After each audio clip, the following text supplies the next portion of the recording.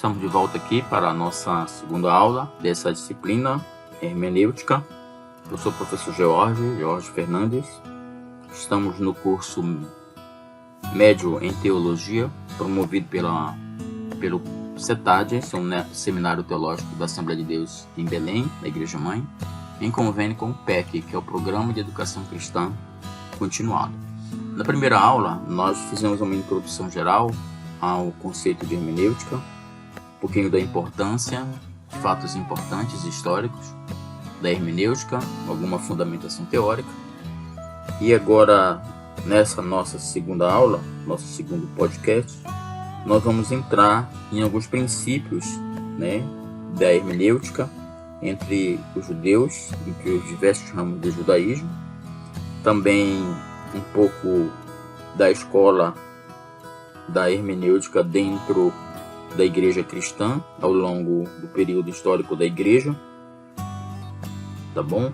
Vendo esse panorama aí da importância, e da necessidade dessa ferramenta importantíssima para a interpretação da palavra de Deus, que é a hermenêutica.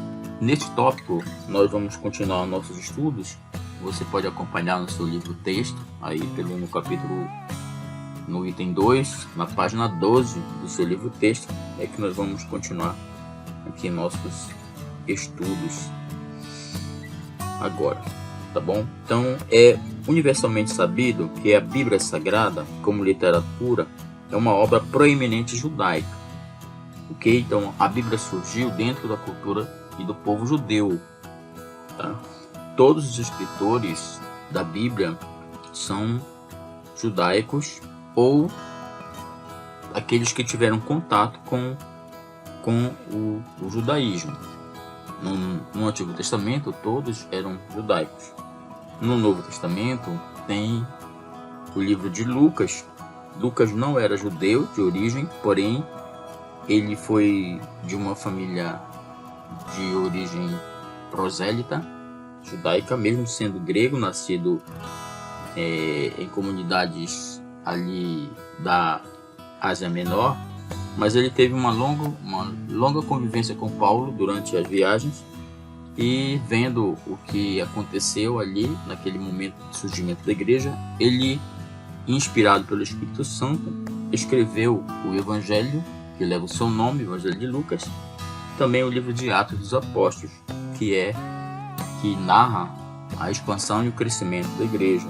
E o Evangelho de Lucas narra a vida e a obra de Jesus ali pelo ponto de vista de Lucas, tá bom? Então é uma obra que surge dentro da cultura hebraica na sua essência.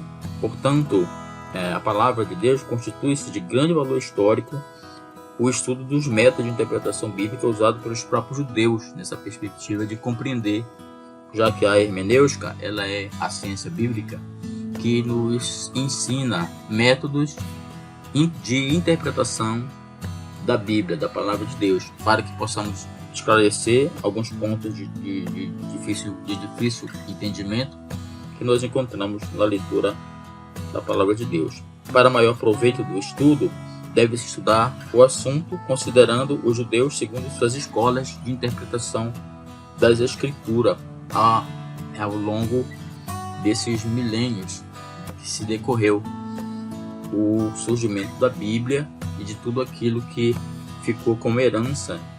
Nós dizemos sempre que a Bíblia é um livro de herança judaico-cristã, porque é composta de livros judaicos, que são o Antigo Testamento, e de livros cristãos que foram escritos por personagens, na maioria judeus, mas também dentro de um contexto cultural daquela época que foram compostos os livros do Novo Testamento. Então, dentro desses grupos de judeus, nós encontramos judeus palestinos, judeus alexandrinos, judeus caraítas, judeus cabalistas, judeus espanhóis. Eram grupos judaicos que interpretavam a Torá, interpretavam o Antigo Testamento dentro de suas culturas, pelos seus métodos.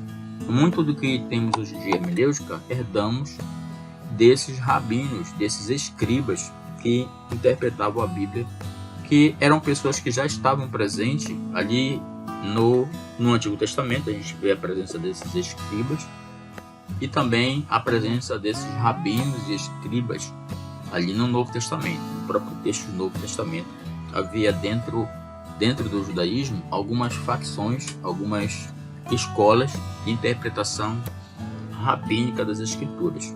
É isso que nós vamos falar um pouco desse assunto agora. Primeiro, vamos falar dos judeus palestinos. Os judeus palestinos, chamados de escribas, devotavam o mais profundo respeito à Bíblia da sua época, que era o Antigo Testamento, daquele momento.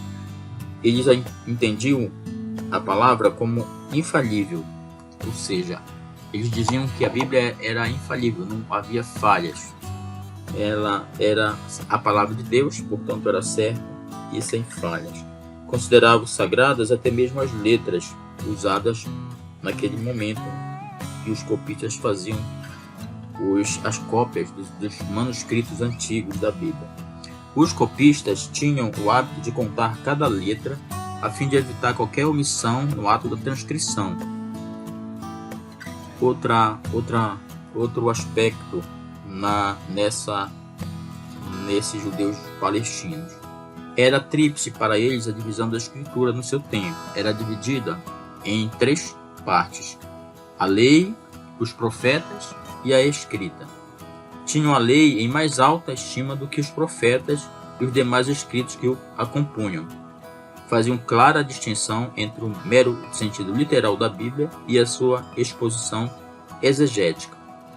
O ponto negativo da hermenêutica dos judeus palestinos é que ela exaltava a lei oral, consistindo de milhares de traduções verbais acumuladas ao longo dos séculos, e desprezavam a lei escrita. Esse era um ponto negativo dessa hermenêutica. Eles interpretavam mais a oralidade, a pregação verbal, e se davam pouca importância ao estudo da Bíblia na forma escrita, na própria palavra de Deus em si.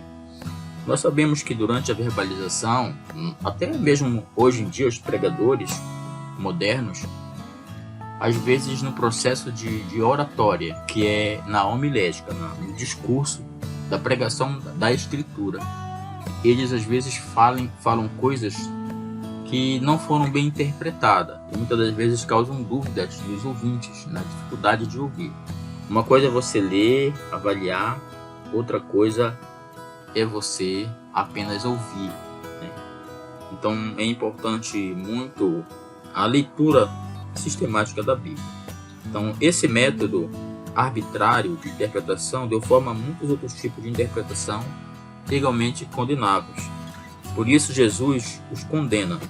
Em Marcos 7:13, Jesus diz assim para aqueles homens que interpretavam errado nesse sentido as Escrituras, para os judeus palestinos. Ele falava assim: invalidando assim a palavra de Deus pela vossa tradição que vos ordenastes, e muitas coisas fazeis semelhantes a estas. Marcos 13 fala sobre isso. Jesus condenava esse tipo de interpretação.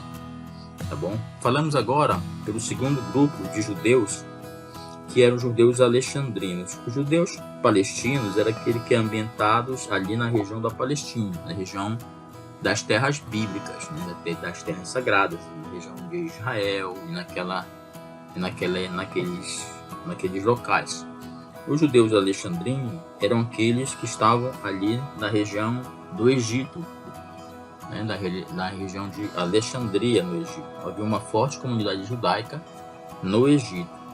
A interpretação bíblica dos judeus alexandrinos era, de certa forma, determinada pela filosofia predominante na grande cidade de Alexandria, no Egito. Eles adotavam o princípio fundamental de Platão, do filósofo grego Platão, segundo o qual ninguém deve acreditar em algo que seja indigno de Deus. Desse modo, quando encontrava alguma coisa no Antigo Testamento que discordava da filosofia e ofendia a sua lógica, recorriam às interpretações alegóricas. Philo, que foi o principal mestre nesse método de interpretação alegórica das Escrituras, tá? Esse Philo era um judeu de Alexandria, que era um mestre nesse método de alegorizar a palavra de Deus. Para ele, a letra das Escrituras eram apenas um símbolo de coisas mais profundas. Portanto, havia um significado oculto nas Escrituras, era o que de mais importante havia. Então ele era como se ele lesse o texto e encontrasse figuras alegóricas naquele texto, coisa que o texto não falava, né? Então, é um cuidado quando interpretamos a Bíblia, de quem tem que falar é o texto e não eu tenho que falar através do texto. Isso a gente já tem visto e comentado sobre isso, tá bom? Outra comunidade judaica da época eram os caraítas, que surgiram tempo depois, lá pelo sétimo, 8º século. Os judeus caraítas era uma seita judaica fundada por Anan ben David, provavelmente próximo ao ano 700 da nossa era, da era cristã já, por volta do século 7 ou 8. Esse Anan ben David criou essa seita judaica ali, e historicamente esses judeus caraítas são descendentes espirituais dos saduceus que estavam ali durante o ministério de Jesus em Jerusalém. Representam um protesto contra o rabinismo, parcialmente influenciado pelo maometismo. Essa seita caraítas são influenciados pelo Islã, pelos muçulmanos, né? Eles foram muito influenciados por eles. Então eles faziam uma interpretação também fundamentada no islamismo. Os caraíbas, que significa filhos da leitura, eram assim chamados porque seu princípio fundamental era considerar a Bíblia, a Escritura, como única autoridade em matéria de fé. Para eles isso significava, por um lado, desprezo à tradição oral e à interpretação rabínica também. Eles desprezavam aquela interpretação da oral e também da interpretação dos rabinos da época. Por outro lado, um novo e cuidadoso estudo do texto da Escritura, eles tentavam fazer apenas um estudo do texto das Escrituras. A fim de se combater essa seita dentro do judaísmo, os rabinos encetaram estudo semelhante, e o resultado desse conflito foi um texto massorético. Foi um texto do Antigo Testamento que foi introduzido alguns caracteres gregos no texto antigo, que provocou algumas distorções, não graves distorções, mas foi um texto diferente dos textos originais no judaísmo. Estamos falando aqui de hermenêutica judaica, tá bom? Um pouco de história da hermenêutica. Sua exegese, a exegese dos caraítas como um todo, era mais correta do que a dos judeus palestinos e dos judeus alexandrinos. Porém, ainda tinha alguns vícios, né? Não era uma hermenêutica adequada. Outro grupo que surgiu por volta mais à frente, por volta do século XII, eram os judeus cabalistas. Dos judeus cabalistas surgiram aquele movimento da Cabala. Era um movimento meio esotérico e meio místico, né? Que vinha várias interpretações alegóricas, contraditórias às vezes, acrescentavam coisas, interpretações muitas vezes super espiritualizadas acerca de alguns aspectos do Antigo Testamento, da Palavra de Deus. Estamos falando aqui de hermenêutica judaica, ou seja, são grupos, digamos assim, denominações dentro do judaísmo que interpretavam as escrituras do Antigo Testamento. Nós estamos falando aqui ainda de igreja cristã, tá bom? Daqui a pouco nós vamos falar na hermenêutica dentro da igreja. Por enquanto estamos falando na hermenêutica dentro do judaísmo. Os judeus cabalistas surgiram no século XII e eram de natureza bem diferente do que estudamos até agora, que foram os palestinos, alexandrinos os caraítas. Os cabalistas representavam de fato um reduto absurdo no método de interpretação das escrituras, pois admitiam que mesmo os versículos, as palavras, as letras, vogais e até mesmo o acento das palavras da lei foram entregues a Moisés no Monte Sinai, e que o número de letras, cada letra per si, a transposição e a substituição tinham um poder especial e sobrenatural. Era uma coisa muito mística e espiritualizada demais.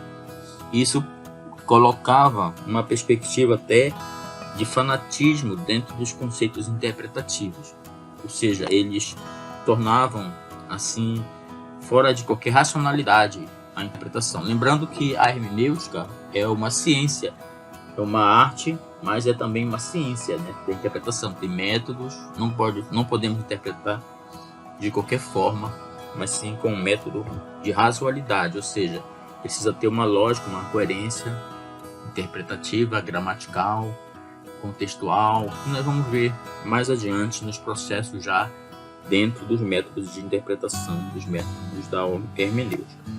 Outra corrente judaica da época que utilizava-se dessas ferramentas hermenêuticas era os judeus espanhóis, que surgiram a partir do século XII na Europa. Foi do século XII ao século XV na Europa, e alguns judeus que moravam naquela região da Espanha, na Península Ibérica, desenvolveu-se um método mais sadio de interpretação das escrituras entre os judeus dali da Espanha. Quanto à exegese da igreja cristã, estava em situação periclitante e o conhecimento do hebraico estava quase nulo.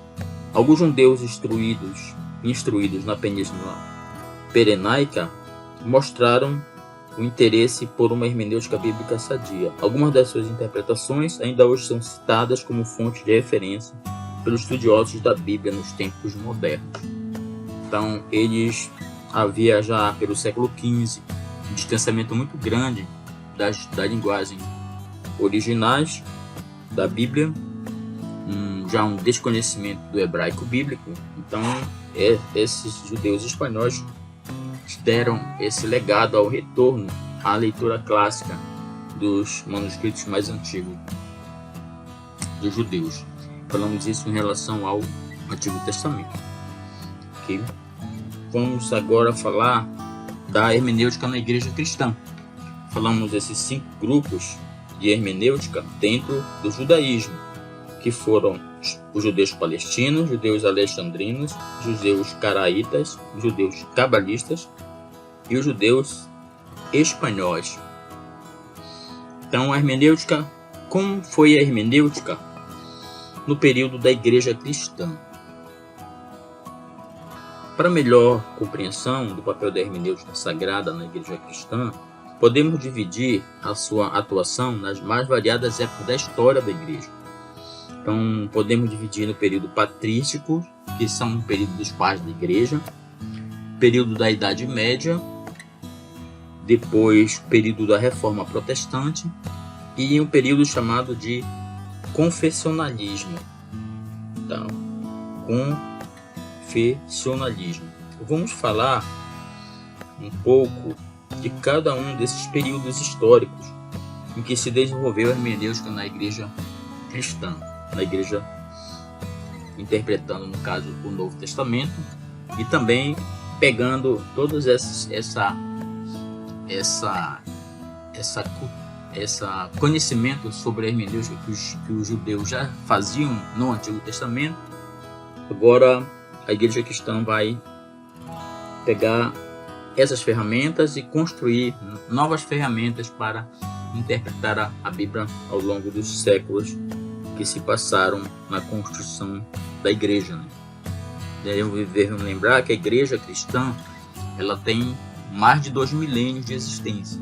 Então, ao longo desses 2 milênios, mais de 2.000 anos, se deu vários processos de desenvolvimento de uma teologia cristã e de uma hermenêutica cristã. É claro, observando vários fatores que influenciaram essas ciências de interpretação da Bíblia nesses períodos. Vamos ver o primeiro período, o período patrístico, que foi um período dos primeiros pais da igreja. logo no surgimento da igreja cristã. Nesse período patrístico, os desenvolvimentos dos princípios hermenêuticos dependiam de 3 principais centros de atividade da igreja daquela época. Havia uma forte corrente teológica interpretativa em Alexandria, no Egito. Havia uma igreja forte em Antioquia, na Síria, e havia também uma igreja no Ocidente, já uma igreja na Europa. Então tinha a igreja do Egito, que era a escola no Egito, uma escola de estudos teológicos e hermenêuticos na Síria, em Antioquia. Foi Antioquia a igreja Apolo, né? Foi a igreja que Paulo foi enviado para missões, para o cristianismo. Surgiu através das viagens de Paulo, a expansão da igreja. No século I, II, III, IV e V, mais ou menos até o século V, é considerado igreja patrística. E o período depois do século V é chamado igreja da Idade Média. Depois vem a igreja da Reforma, igreja reformada, as igrejas contemporâneas, moderna e contemporânea, são os períodos históricos do crescimento e desenvolvimento da igreja. E a teologia acompanha isso, também a hermenêutica, todas as ciências bíblicas acompanham esse desenvolvimento histórico. Vamos falar primeiro da escola de Alexandria. Como a igreja de Alexandria, do Egito, poderíamos dizer assim, a escola do início, né, da escola de Alexandria, como eles interpretavam a Bíblia, mais ou menos naquele período. No começo do século III, já no século III, a interpretação bíblica foi influenciada especialmente pela escola catequética de Alexandria, que era o principal centro cultural e religioso do Egito. Nessa interpretação, nessa cidade culturalmente formosa, a religião judaica e a filosofia grega se encontraram e mutuamente se influenciaram. Então era uma escola muito influenciada pela filosofia grega. Os principais representantes da escola de Alexandria foram Clemente e seu discípulo Orígenes. Ambos consideravam a Bíblia como inspirada palavra de Deus, em sentido estrito, e adotavam a opinião do seu tempo de que regras especiais deviam ser aplicadas na interpretação da revelação divina através das Escrituras. Não obstante reconhecerem o sentido literal da Bíblia, era da opinião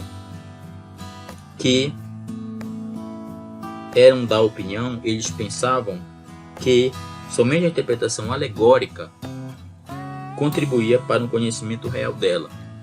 Ou seja, muitas coisas que não estavam ali escritas, eles ampliavam através de uma alegoria, de fatos em volta do texto. O problema da interpretação alegórica é que ela pode sair um pouco do real sentido que o autor bíblico está falando. O objetivo da hermenêutica é que nós entendamos o que o autor original quis falar, e não o que eu estou falando, nem o que a pessoa precisa, mas sim o que a Bíblia fala, na sua essência. Então, Clemente foi o primeiro a aplicar de forma efetiva o método alegórico na interpretação do Antigo Testamento. Em sua opinião, o sentido literal das Escrituras poderia originar apenas uma fé elementar, enquanto que o sentido alegórico conduziria ao verdadeiro conhecimento. Mas foi Orígenes, sem dúvida, o maior teólogo do seu tempo, a quem coube pormenorizar a teoria da interpretação alegórica pontificada pelo seu mestre Clemente.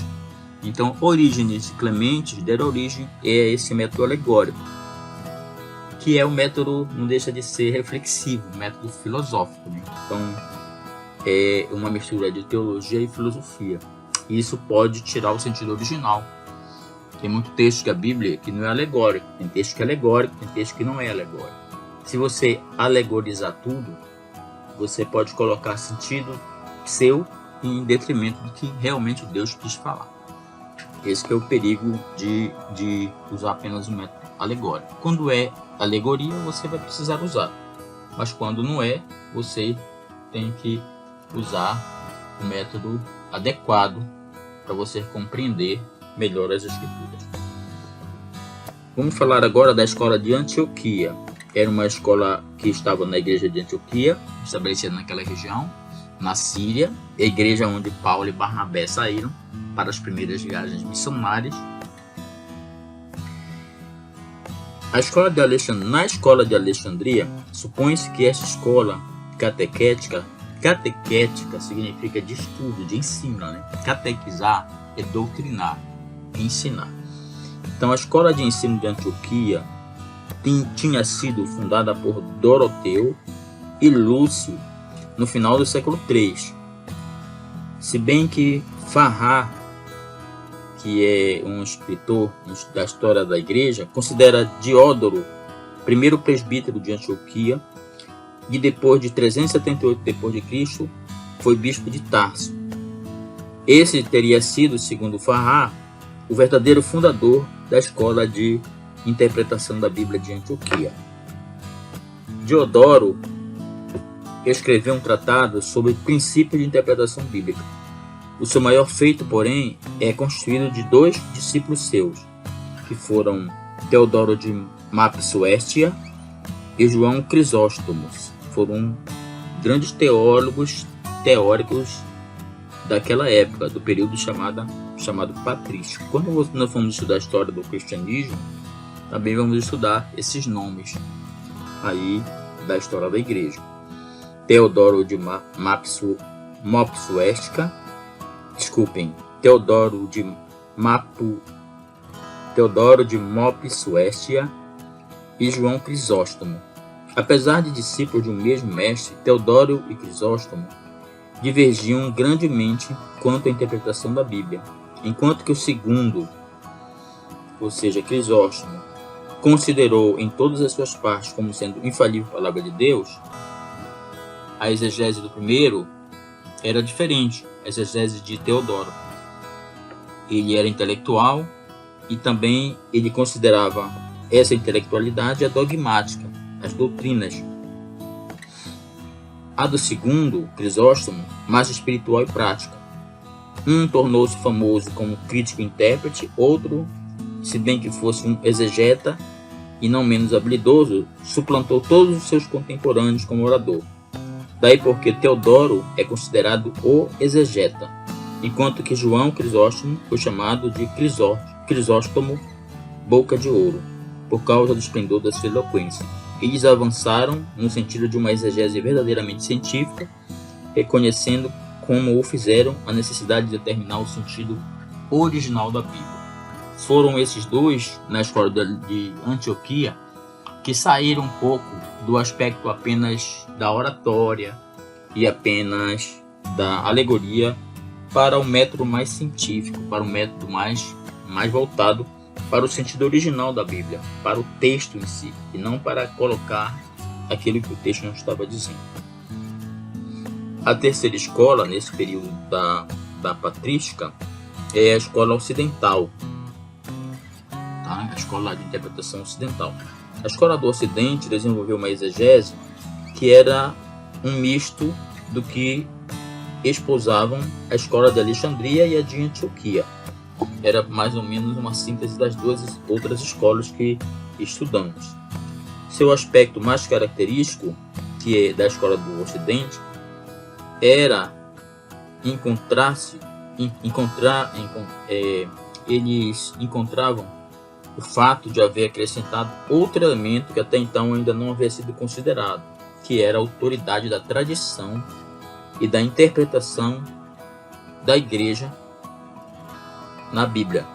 Ou seja, além só do texto, também a escola ocidental começou a colocar elementos da tradição histórica da igreja dentro da interpretação. É como se eles colocassem narrativas extra-bíblicas dentro da Bíblia. Isso deu origem, essa interpretação ocidental, a algumas heresias que foram depois permitiram que se infiltrar-se na igreja, como por exemplo,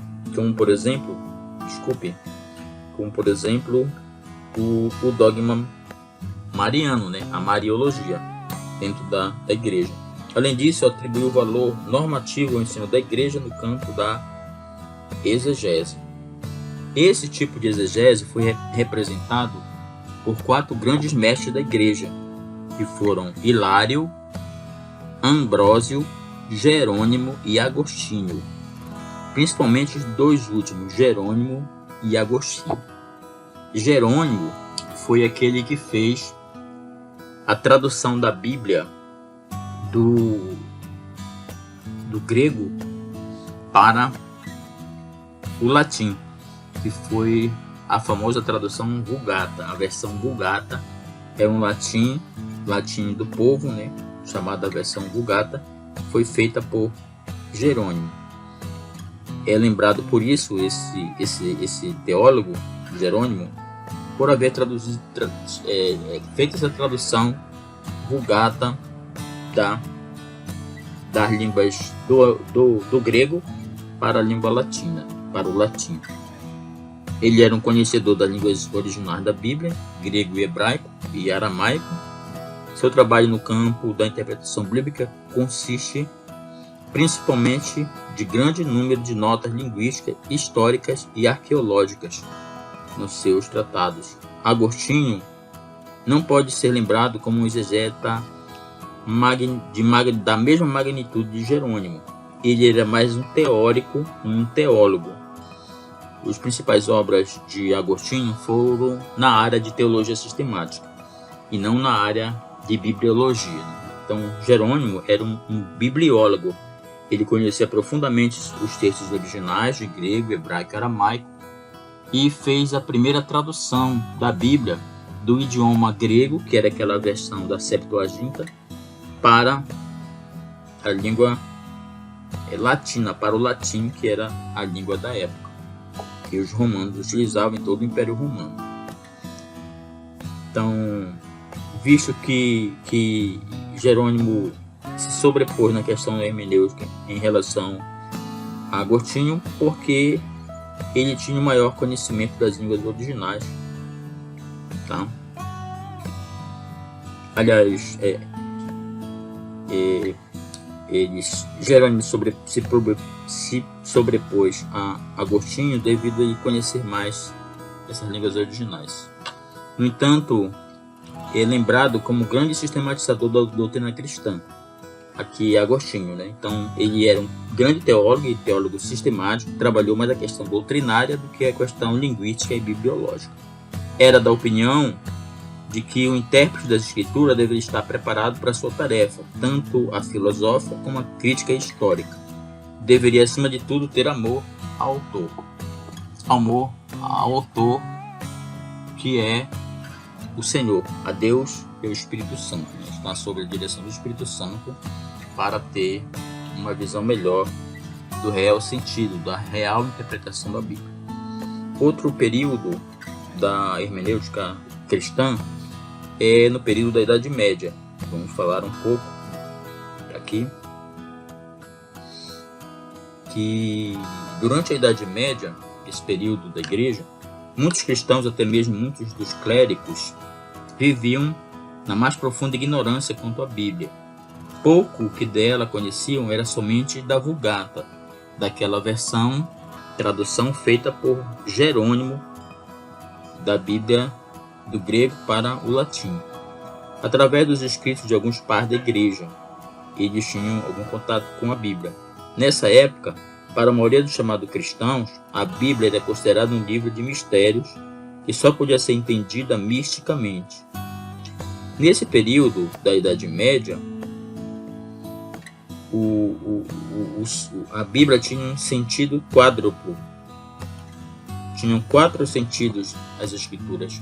Tinha um sentido literal, um sentido tropológico, um sentido alegórico e um sentido analógico. Eram esses 4 tipos de sentidos ou de interpretação que a Idade Média observaram. era geralmente aceito e foi então estabelecido que a interpretação bíblica tivesse de adaptar-se à tradição e à vontade dos líderes da igreja. Então, naquele período histórico, havia a leitura da Bíblia em latim, havia toda a liturgia que eles chamavam de missa naquela época. Até hoje o catolicismo chama de missa. Os cultos, as reuniões eram feitas todas em latim. O latim era a língua oficial do Império Romano, porém aqueles países que não eram de origem latina não conheciam latim, principalmente o povo mais sem escolaridade. Então, como as missas e as leituras e a Bíblia era escrita e falada em latim, as pessoas não tinham acesso direto ao texto da Escritura. Então, eles tinham que ouvir qualquer interpretação que era feita a eles, principalmente pela tradição e os líderes da igreja naquela época. E interpretavam a Bíblia partindo dos escritos dos pais da igreja. Era assim que era feito a interpretação da Bíblia. Para a cristandade daquela época, a Bíblia dizia aquilo que os patriarcas diziam. Hugo de São Vítor chegou a dizer assim: aprende primeiro o que deves crer e então a Bíblia vai encontrar confirmação. Então, ele diz assim, esse Hugo de São Vítor: aprende primeiro o que deves crer e então vai à Bíblia para encontrar confirmação.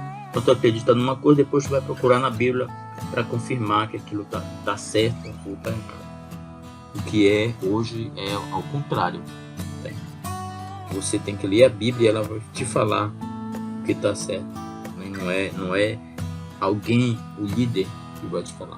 Nenhum novo princípio hermenêutico surgiu nesse tempo da Idade Média. E a exegese estava de mãos e pés amarrados pela tradição, pela autoridade dos concílios e da liderança da igreja.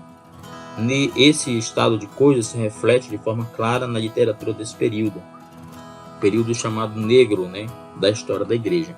É chamado para alguns historiadores de o período, a Idade das Trevas, a Idade Média. Não produziu nada em termos de teologia e de hermenêutica. Na sua época não acrescentou nada. E foi um período muito longo, de quase 1000 anos de história da igreja, 1000 anos de escuridão acerca da interpretação da Bíblia. Entramos agora no período da Reforma Protestante. Depois da Idade Média veio a Reforma da Igreja. O período renascentista, que preparou a Europa e o mundo para a Reforma Protestante, chamou atenção para a necessidade de se estudar a Escritura, reconhecendo as originais. Vamos recomeçar aqui.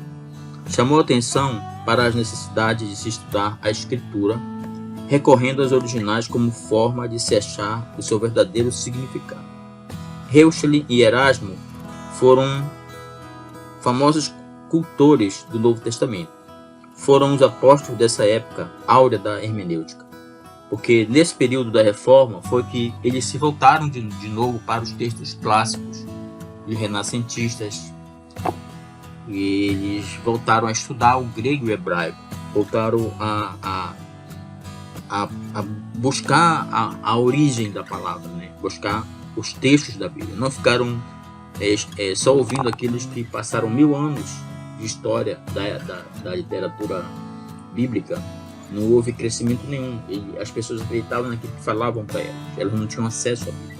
Então eles começaram, primeiro, foram aos textos originais, buscaram o conhecimento das línguas antigas, do grego, do hebraico e do aramaico, para muitos deles resgatar esses textos clássicos, para depois até traduzir a Bíblia para cada língua de cada povo, para trazer a luz mesmo para aquela idade de trevas, de 1000 anos de trevas. Então, eles contribuíram muito para essa situação. Reuchlin e Erasmo foram cultores do Novo Testamento. Foram os apóstolos daquela época áurea da hermenêutica. Ambos contribuíram muito para o estudo da pesquisa da Escritura. Reuchlin publicou uma gramática e um dicionário da língua hebraica, a língua do Antigo Testamento, e Erasmo escreveu a primeira edição crítica do Novo Testamento grego. O quádruplo sentido da Bíblia foi gradualmente abandonado para dar lugar ao princípio de que a Bíblia deve ser interpretada apenas num sentido. Em vez de ser aqueles 4 sentidos da Idade Média, a Bíblia só poderia ter um sentido.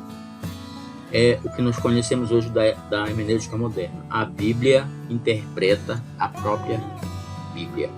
Tudo tem que vir da própria Bíblia. Não pode ser colocado palavras humanas para tentar interpretar a Bíblia. Os reformadores tinham inabalável crença de que a Bíblia era inspirada à palavra de Deus e, em certos aspectos, revelavam notável liberdade no trato das Escrituras. Eram contra a infalibilidade dos concílios. Eles estabeleceram a infalibilidade da Escritura. Eles estabeleceram a infalibilidade das Escrituras. Estabeleceram que não havia falha na Bíblia, que a Bíblia era a verdadeira palavra de Deus. Essa posição dos reformadores era era a posição dos reformadores, que não é a igreja que determina o que as Escrituras ensinam. São as Escrituras que determinam o que a igreja deve ensinar. Essa era a posição daquela época, da corrente hermenêutica daquela época. Que não era a igreja que determinava as Escrituras. Não era a igreja que determinava o que a Bíblia dizia, mas sim a Bíblia que dizia o que a igreja devia fazer, o que a igreja devia ensinar. Naqueles dias tiveram grandes homens, intérpretes. Os principais foram Martim Lutero, Filipe Melanchthon e João Calvino. Martim Lutero, que viveu de 1483 a 1546, defendeu o direito do juízo privado, salientou a necessidade de se considerar o contexto e as circunstâncias históricas de cada livro.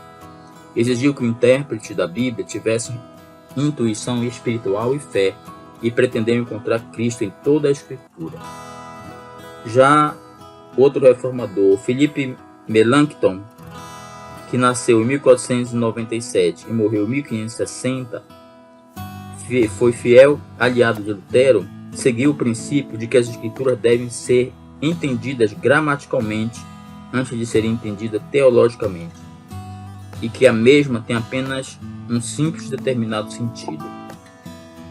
Para João Calvino, que nasceu em 1509 e morreu em 1564, foi considerado o maior exegeta da Reforma. Considera como primeiro dever de um intérprete permitir que o autor diga o que realmente diz, ao invés de lhe atribuir pensamento que deveria dizer.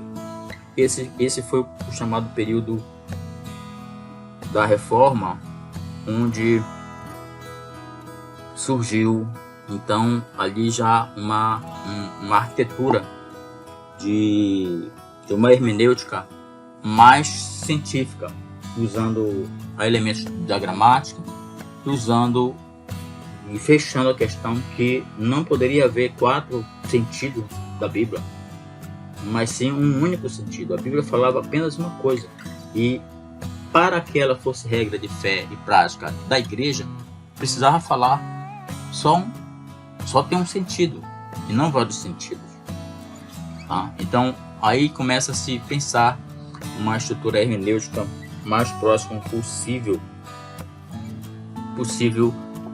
de uma hermenêutica bíblica. Depois do período da Reforma, nós estamos falando aqui, recapitulando, falamos no período patrístico, no período da Idade Média, período reformado, e agora por último vamos falar período confessional. Após a Reforma protestante, teoricamente, os protestantes conservavam o princípio segundo o qual a Escritura interpreta a Escritura, que é o princípio que usamos até hoje nas nossas escolas de hermenêutica modernas. Mas à medida que se recusavam a aceitar a interpretação bíblica, seguindo normas ditadas pela tradição, tal como havia sido determinada pelos concílios e pelos papas, corriam o risco de ceder diante dos padrões confessionais da Igreja. Nesse tempo, quase toda cidade importante tinha o seu credo favorito. Esse foi o período das grandes controvérsias doutrinárias. O protestantismo, até aqui coeso, começou então a se dividir em várias facções, enquanto que a exegese tornou-se serva da dogmática, se degenerando em mera busca de textos próprios. Estudavam-se as escrituras apenas buscando apoio às declarações de fé das confissões da época. É interessante observar que a maior contribuição para a hermenêutica dessa época não é encontrada nas tendências da igreja, mas na literatura dos movimentos da reação contra a mesma, dentre os quais se destacam a literatura dos Socinianos, a literatura de Conquexius e a literatura dos Pietistas. Ou seja, nesse período confessional, que foi logo após a Reforma, a hermenêutica e a exegese ficaram escravas dos dogmas, não mais da Igreja Católica Romana, mas dos dogmas confessionais das correntes que surgiram de protestantismo, anglicanas, calvinistas, wesleyananas e luteranas, batistas, episcopais, presbiterianas. Então surgiram várias correntes e essa divergência, diversidade de conceitos deu origem a essas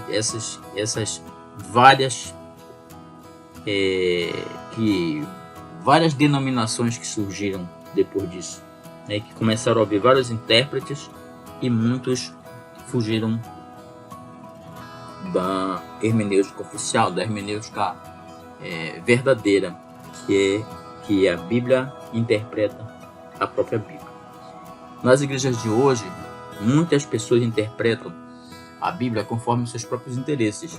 Isso já foi predito por Paulo, né, quando escreveu para Timóteo, dizendo que os homens iriam interpretar a Bíblia conforme sua própria necessidade. Deixa eu procurar aqui esse texto que está na carta de Paulo a Timóteo.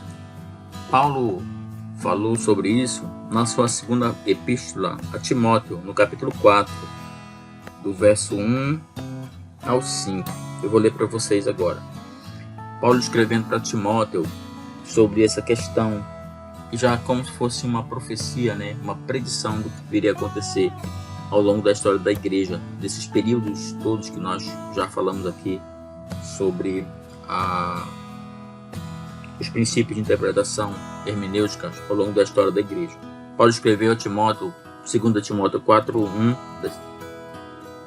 de 1 a 5, da seguinte forma: assim diz a palavra de Deus: conjuro-te, pois, diante de Deus e do Senhor Jesus Cristo, que há de julgar os vivos e os mortos na sua vinda e no seu reino, que pregues a palavra, instes a tempo e fora de tempo, redarguas, repreendas, exortes, com toda a longanimidade e doutrina, porque virá tempo em que não suportarão a sã doutrina, mas tendo comichão nos ouvidos, amontoarão para si doutores, conforme suas próprias concupiscências, e desviarão os ouvidos da verdade, voltando às fábulas.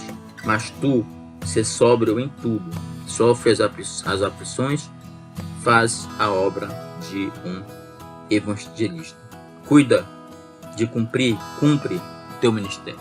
É o que Paulo fala nessa carta a Timóteo. Então, nesse nosso segundo podcast, segunda aula sobre a hermenêutica, nós estamos vendo aqui os períodos ao longo da história da hermenêutica em relação à história do cristianismo. Vamos parar por aqui.